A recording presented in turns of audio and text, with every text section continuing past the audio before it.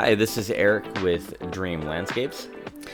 Today we are looking at a full yard makeover we did for a Airbnb for a customer of ours.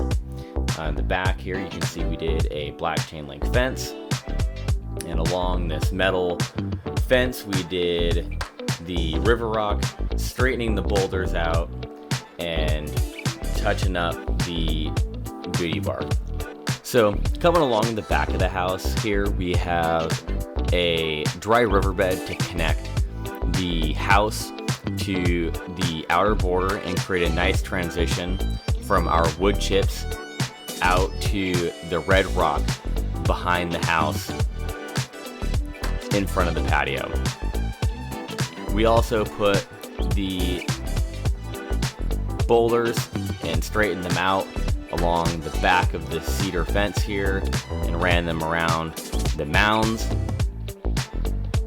and made a small border to transition from the red rock to the rock that we have to make the fireplace, with a small border around that. We were unable to plant any plants at the time of doing this project due to the fact it being the middle of winter and the plants were not going to be able to survive.